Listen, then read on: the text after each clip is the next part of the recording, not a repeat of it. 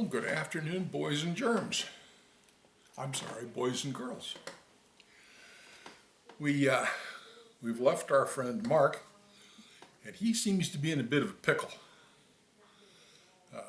Throwing a pumpkin, which ended up hitting his teacher in the face, not a good thing. And on top of that, his Uncle Jake is back in town, and I think his Uncle Jake has the situation in hand.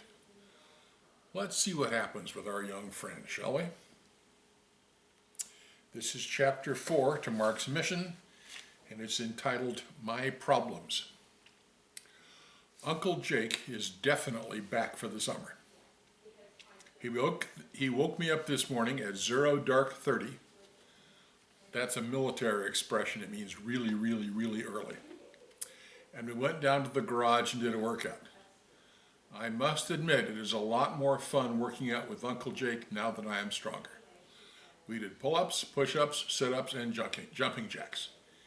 Even though I wasn't doing as many of the exercises as Uncle Jake, he still told me I did a good job. That made me feel awesome because I worked out through the whole school year. I stayed a warrior kid for almost the whole school year. I say almost because there were some days when I was too tired or too busy to work out, so I skipped a day or two. But my rule was never, ever to miss 3 days in a row of working out, and I didn't. My eating was pretty good too. Although there was a time when my mom and dad were working a lot and getting home late every night. I have to admit that I had mint chocolate chip ice cream for dinner 3 nights in a row. Oops! But also, after that third day, I didn't eat dessert for 2 weeks. Once we finished our workout, we got changed and sat down for some breakfast. Uncle Jake told me he had told my mom about me being sent to the principal's office and then home from school. I figured that was it. My summer was over. What did she say? I asked him, expecting the worst. She wasn't happy. She wanted to ground you for a long time. But I told her I would take care of it, so you owe me. Thanks, I said, but then I wondered what that meant. So I asked him, wait, what do I owe you?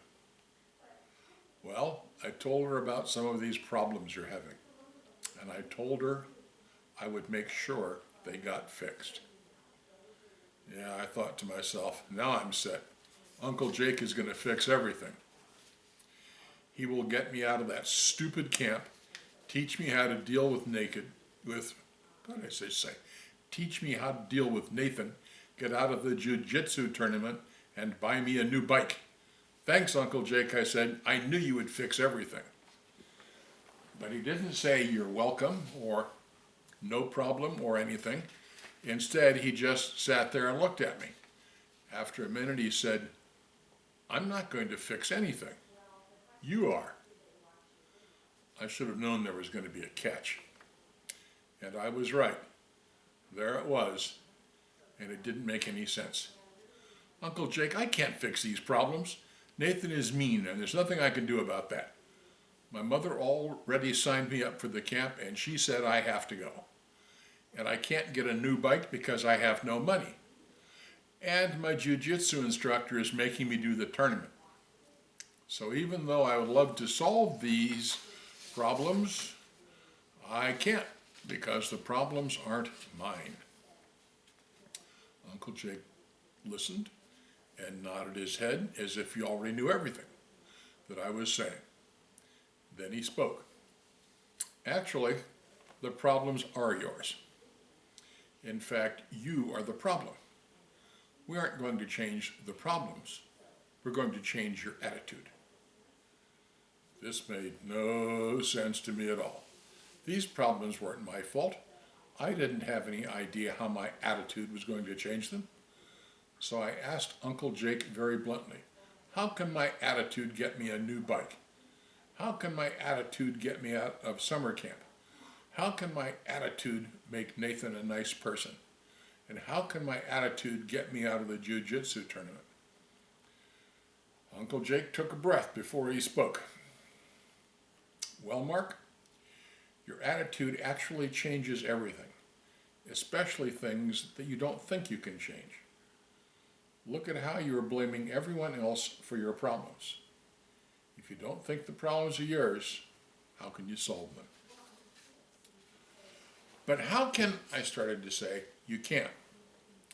If you think that every problem you have is someone else's, then how can you ever get them fixed? By sitting around and waiting for other people to change or waiting for other people to act. You might be waiting for a really long time. But if you look at a problem from a different perspective, a perspective where the problem is actually your fault, then you can do something to fix it. Yeah, but sometimes there really is nothing I can do, nothing. Like summer camp, I'm going. My mom said there was no question about it, but I don't want to, at all. Okay then, you know it's definitely going to happen. So we will look at your attitude toward summer camp and go from there. I think it's pretty clear what my attitude is. I don't want to go, I told Uncle Jake, my voice getting louder. I get that. I also see you're getting emotional again. So calm down. If you are getting emotional, then you have to recognize that and start to calm yourself down. Warriors don't lose their tempers. So get yours under control. Take a breath. Think about something else. Think about something more important than this little summer camp.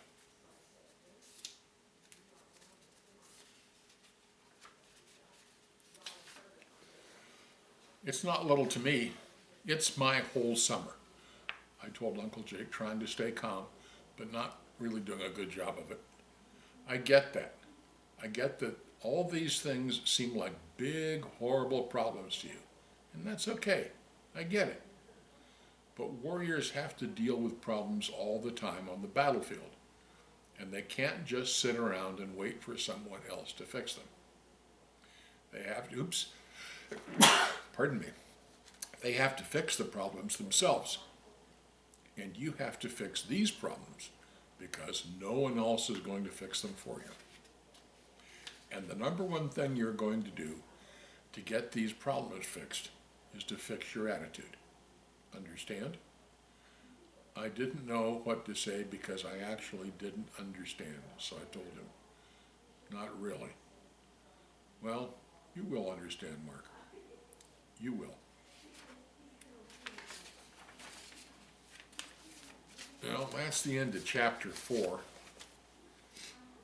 I think that Mark is going through some problems right now that a lot of us are facing with all of this coronavirus stuff we're having to deal with.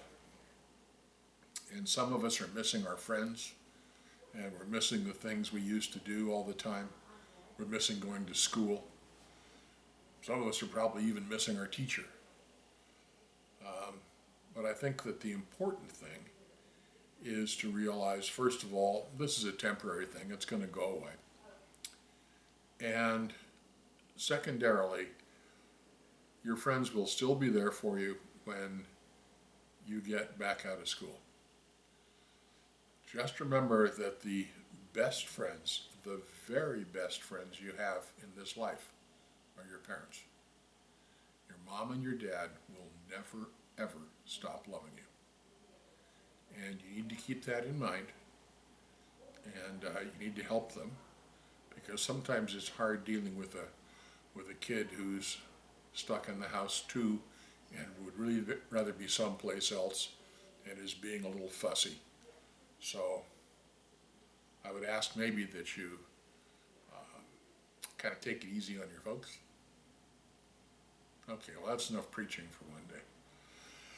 I will see you guys tomorrow, and we'll see what Uncle Jake has in mind for Mark and his problems.